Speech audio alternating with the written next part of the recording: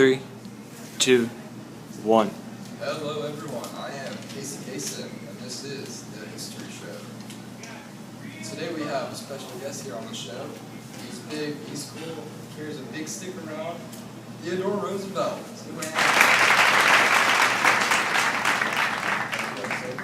Casey, how's it going? Good, good. So, Mr. Roosevelt, let me hear your take on your view of imperialism.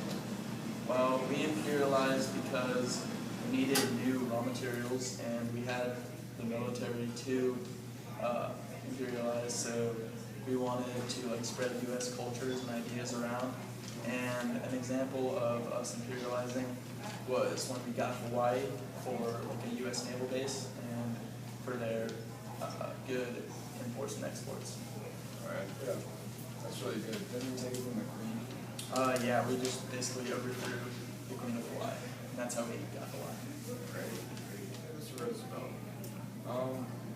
In American imperialism, we obviously had 4 presidents, right? Yours was the big stick diplomacy.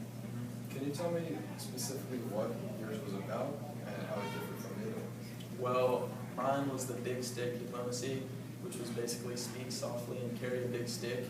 So I wanted to, not get into much trouble with other nations, but we had the best military and the strongest power, so we knew we could take over everybody. Different from the moral, which was, it just wanted to use imperialism for good, and the dollar diplomacy, which tried to help economic issues abroad, helped in Latin America, but that's how mine differed from the other 3. Alright, great. So Roosevelt, can you tell me about your Roosevelt War? Well, it really set the U.S. up as an international police power. I mean, we knew we had a really good military, so we wanted to just help other nations not get conquered like Colombia did in Panama. So, I mean, it really just helped us and other nations grow and get better. USA? About Panama, So I know the U.S. built the Panama Canal. Can you tell me about that? Well, it all started when we encouraged Panama to rebel against Colombia, who had control over them. And once they did, they allowed us to build what is now the Panama Canal. Took 11 years, a lot of money. We had to pay Panama $10 million. We had to pay the French company $40 million. So I mean, it took a lot of money, but it was a shorter route to China, and it really helped us out in the long run. Yeah, I read something online saying that it was probably one of the most expensive things the U.S. has ever put money into. Yep. It is going to the single most expensive. Yeah. Going to $325 million. Okay, so tell me about China. China. All right. Well, tell me about the open door policy.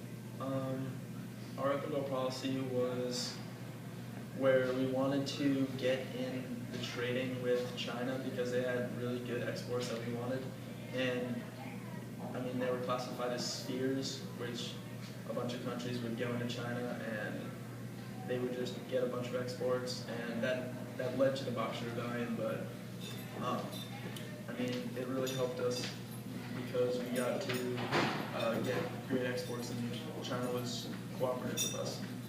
So can you kind of add on about the Boxer Rebellion? Really interesting.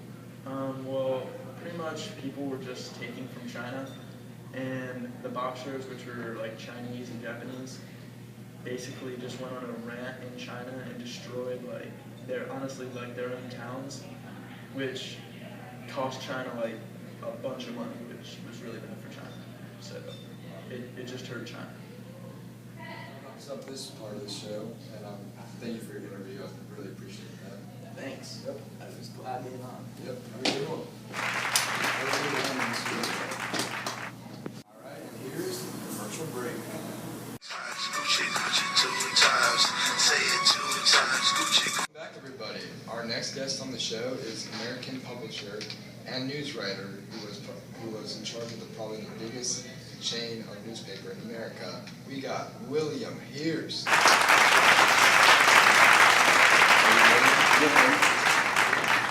So William, can you tell me a little bit about the Spanish-American War?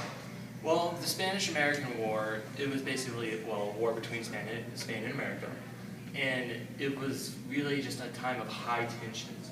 So us more politically opinionated journalists, we would add a little bit of spice to the journals, and we would spice up the headlines and the articles just so we could win over the American people, because they unfortunately weren't as aware about what was going on. So we decided we'd help them out a little bit. Jingoism time tones. Well, as you know, jingoism is extreme patriotism. Of course. So, since we journalists blamed things such as the sinking of the USS Maine on Spain and came up with catchy slogans like, "Remember the Maine, to hell with Spain," it wasn't really long before we got the support of the American people with things. So jingoism quickly rose up in the American people. Mr. Hears, it was really an honor to have you on my show. It was great to meet you. Thank you. Next guest on the show, we have American historian David Kushner.